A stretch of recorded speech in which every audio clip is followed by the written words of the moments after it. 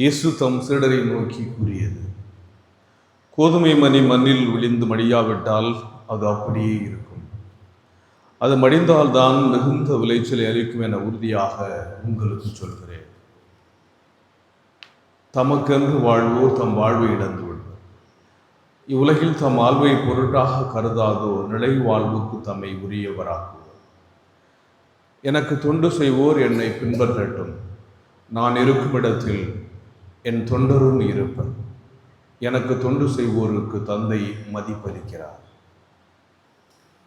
ஆண்டவரின் அருள் வாக்கு. கிறிஸ்துவில் பிரியமானவர்களே, பிரான்ஸ் நாட்டில் 225ஆம் ஆண்டு ஓஸ்கா என்ற இடத்திலே பிறந்தவர்தான் லாரன்ஸ். கிறிஸ்தவ நம்பிக்கையில் ஆண்டவர் மீது அதிக நம்பிக்கை கொண்டு வாழ்ந்த ஒரு இளைஞராக இருந்தார். திருத்தந்தை 2ஆம் சிக்ஸ்டஸ் ஸ்பெயின் நாட்டிற்கு திருத்தூது பயணமாக சென்றபோது இவருடைய கிறிஸ்தவ வாழ்க்கையை அல்லது இவருடைய ஆன்மீக வாழ்க்கையை ஆண்டவர் இயேசு கிறிஸ்துவின் மீது வைத்திருக்கிற நம்பிக்கையை பார்த்துவிட்டு இவரை உடனே ரோமைக்கு அழைத்து வந்து தன்னுடைய ஆர்ச்சு திருத்தொண்டராக இவருக்கு பொறுப்பை கொடுக்கிறார். இந்த திருத்தொண்டராக பொறுப்பை கொடுத்த பிறகு திருத்தந்தை அவர்கள் இவரை கொடுத்த பணியானது, ஒன்று, மக்களுக்கு கிறிஸ்துவனுடைய தூண்டல் தொடர்பத்தை பகிர்ந்து கொடுப்பது, இரண்டாவது திருச்சபையினுடைய சொத்துக்களை பராமரிப்பது, மூன்றாவது ரோமிலே இருக்கின்ற ஏழை எளிய மக்களுக்கு உதவி செய்வது. இந்த 3 பணிகளையும் திருத்தந்தை 2ஆம் சிக்ஸ்டஸ் அவர்கள் இவர் கொடுக்கிறார். இவர் தன்னுடைய பணியை சிறப்பாக செய்து கொண்டு வருகின்ற காலத்தில் கிறிஸ்துவ மக்களுடைய எண்ணிக்கை பெறுகின்ற நேரத்தில் பெரிய ஒரு வேத கலாபனை நடக்கிறது. வலேரியன் 258ஆம் ஆண்டு திருத்தந்தை சிக்ஸ்டஸ் அவர்களையும் அவரோடு சேர்ந்து இன்னசென்ஸ் மற்றும் 4 திருத்தொண்டர்களை திருத்தந்தை அவர்கள் திருப்பலி நிறைவேற்றிக் கொண்டிருந்த பொழுது கைது செய்து அவரை கொலை செய்ய அவன் உத்தரவிடுகிறான். அவ்வாறு திருத்தந்தை 2ஆம் சிக்ஸ்டஸ் அவர்கள் மறைசாட்சியத்திற்காக அழைத்து செல்லப்பட்ட போது இந்த திருத்தொண்டர் லாரன்ஸ் திருத்தந்தை பார்த்து கேட்கின்ற கேள்விதான், அன்பான தந்தை அவர்களே, நீங்கள் எங்கு சென்றாலும் கூடவே என்னை அழைத்து செல்லும். ஏன்னா டீக்கன் எப்போதும் திருத்தந்தையோடு போவார். ஒரு பிஷப்பு பூச வைக்கிறப்போ திருத்தொண்டர் பக்கத்தில் இருக்கிறதான் அவருடைய பணி. எனவே நீங்கள் எங்கு சென்றாலும் என்னை உங்களோடு ஒன்றாக அழைத்து செல்வீர்களே, இப்போது மட்டும் ஏன் என்னை தனியாக விட்டுவிட்டு செல்கின்றீர்கள் என்று கேட்கிறார். அப்போது திருத்தந்தையை அழைத்து சென்ற நாள் ஆகஸ்ட் மாதம் 6ஆம் தேதி 258வது ஆண்டு. அப்போது திருத்தந்தை சொல்லுகிறார், கவலைப்படாதே மகனே, இன்னும் 3 நாட்களில் நீ என்னை பின்தொடர்வாய் என்று சொல்லுகிறார். எனவே இந்த வேதகலாம் நடந்து கொண்ட நேரத்திலே 258வது ஆண்டு வலேரியன் என்ன செய்கிறான் என்றால், மற்ற எல்லா டீக்கனையும் அழைச்சிட்டு போயிட்டு திருச்சபையினுடைய சொத்துக்களை பராமரிக்கின்ற இந்த ஆர்ச் டீக்கன் லாரன்ஸை பார்த்து, திருச்சபையினுடைய சொத்துக்களை எல்லாம் நீ என்னிடத்திலே ஒப்படைக்க வேண்டும் என்று அவன் இவ்விடத்தில் சொல்லுகிறான். அப்போ திருத்தொண்டர் லாரன்ஸ் என்ன சொல்கிறார்னா, எனக்கு 3 நாட்கள் அவகாசம் கொடுங்கள், நான் அவற்றை உங்களிடத்திலே ஒப்படைக்கிறேன் என்று சொல்லி உடனே அவன் அரண்மனைக்கு சென்று அங்கிருக்கின்ற வெள்ளி, தங்கம் மற்றும் திருச்சபையில் இருக்கின்ற ஆடை ஆபரணங்களை எல்லாம், விலையுயர்ந்த நகைகளை எல்லாம், சொத்துக்களை எல்லாம், ரோமில் இருக்கின்ற ஏழை எளிய அனாதைகள், விதவைகள், நடக்க முடியாதவங்க, சப்பானி, நொண்டி, நொடம், அவங்க எல்லாருக்கும் அதை விற்று கொடுத்து விடுகிறார்.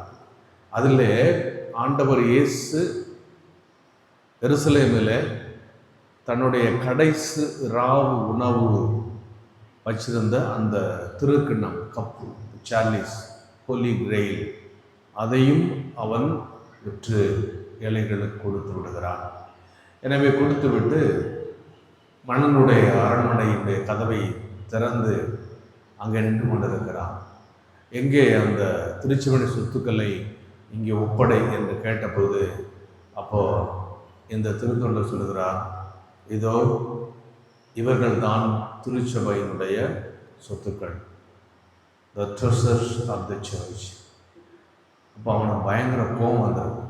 திருச்சபையுடைய சொத்துக்கள் எல்லாம் கேட்டால் இவன் என்னடா ஏழை எளிய அனாத இவங்களை காமிக்க என்று சொல்லி இவனை அழைத்து கொண்டு போய் இரும்பு கட்டிலில் வைத்து தீப்புளம்பிட்டு இவனை கொளுத்தி கொலை செய்யுங்கள் என்று விளையன் சொல்கிறான். உடனே அங்கு இரும்பு கட்டில் போடப்படுகிறது. கீழே நிலக்கரிலாம் வைத்து தீப்புளம்பானது அங்கே எரிந்து கொண்டிருக்கிறது.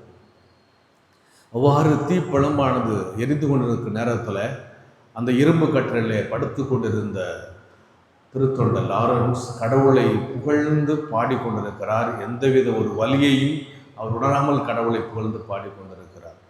அப்படியே அவர் சிரிச்சுக்கிட்டு கடவுளை மகிழ்ச்சியோடு துதித்து கொண்டிருக்கிறார்.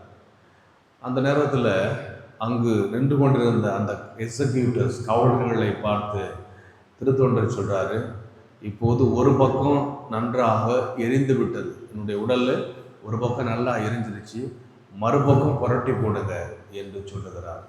இவ்வாறு ஆண்டவரை பாடிக்கொண்டே துதித்து கொண்டே அவர் கிறிஸ்துவுக்காக உயிர் விட்ட நாள் இன்று ஆகஸ்ட் மாதம் 10ஆம் தேதி. தன்னுடைய 33வது வயதில் 225 பிறக்கிறார்.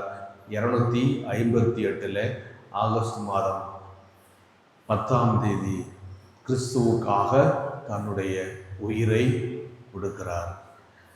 திருத்தந்தை சொன்னதை போல 3 நாட்கள் கழித்து நீ என்னை பின்தொடர்வாய். ஆகஸ்ட் மாதம் நாம் 6ஆம் தேதி சிஸ்டர்ஸ் அவர்களுடைய விழாவை கொண்டாடினோம். இன்று அவருடைய விழாவை கொண்டாடுகிறோம். எனவே கோதுமை மணி மண்ணில் விழுந்து மடிந்தால் ஒழிய அது பலன் தராது, மடிந்தால்தான் மிகுந்த விளைச்சலை குடிக்கும். கிறிஸ்துவுக்காக தன்னுடைய இன்னுயிரை விட்ட புனித லாரன்ஸுடைய விழாவை நாம் கொண்டாடுகிறோம். தொடக்ககால திரு அவையிலே இவர் ஜபிக்கின்ற பெண்ணத்து, அதாவது பேதுரு பவுலடியார் தான் ரோமினுடைய பாதுகாவலர். ஆனால் இவர் கிறிஸ்துவுக்காக தன்னுடைய உயிரை விட்டதால் கடைசியில் இவரும் ரோமினுடைய பாதுகாவல் விடுவிக்கப்படுகிறார். அதனால தான் ரோமர் இருக்கின்ற 4-5 பெரிய திருத்தலங்களில் இதுவும் மொத்தம் 7 திருத்தலம் இருக்கிறது. இது ரோமுக்கு வெளியில் இருக்கின்ற basilica outside the walls என்று சொல்லுவார்கள். திபோர்டினா அப்படிங்கிற அந்த இடத்து பக்கத்தில் இந்த இவருடைய திருத்தலமாக இருக்கிறது. இதில் ஒரு ஐதீகம் உண்டு, ஒரு லெஜண்ட், ஒரு தொன்மம் என்னவென்றால், இந்த திருத்தலமானது கட்டி கொண்டிருக்கிற நேரத்தில் அங்கு ரொம்ப பஞ்சம் ஏற்பட்டது, சாப்பாடு இல்லை. அப்போது ஒரே ஒரு அப்பத்தை வைத்து கொண்டு அந்த திருத்தலத்தை கட்டுகின்ற அளவுக்கு அங்கு வேலை செய்த பணியாளர்களுக்கு அப்பம் கிடைத்ததாக வரலாறு சொல்லுகிறது, தொன்மம் சொல்லுகிறது. அந்த அளவுக்கு பலவிதமான அற்புதங்களை புரிந்த இந்த திருத்தொண்டர் லாரன்ஸ் ஏழைகளுக்காக இவர் உதவி செய்தார், ஆண்டவரை அன்பு செய்தார். அதனால தான் திருச்சபையுடைய சொத்துக்களை பெற்று ஏழைகளுக்கு கொடுத்தார். எனவே நம்முடைய வாழ்க்கையில் நாம் கடவுள் மீது அன்பு கொண்டு, கிறிஸ்துவின் மீது அன்பு கொண்டு, ஏழை எளிய மக்கள் மீது அன்பு கொண்டு வாழ்கின்ற போது நிச்சயமாக இந்த லாரன்ஸ் நமக்காக பரிந்து பேசுவார். எனவே அத்தகைய உயிரோட்டம் உள்ள வாழ்க்கை நமக்கு கிடைக்க, ஏன்னா எனக்கு தொண்டு செய்வோர் என்னை பின்பற்றட்டும், நான் இருக்கும் இடத்தில் என் தொண்டரும் இருப்பார். அப்போது ஆண்டவர் இயேசு இருக்கிற இடத்துல திருத்தொண்டர் லாரன்ஸ் இருக்கிறார். எனவே அத்தகைய ஒரு நம்பிக்கை நிறைந்த வாழ்க்கை வாழ வரம் கேட்டு பலியில் ஜெபிப்போம்.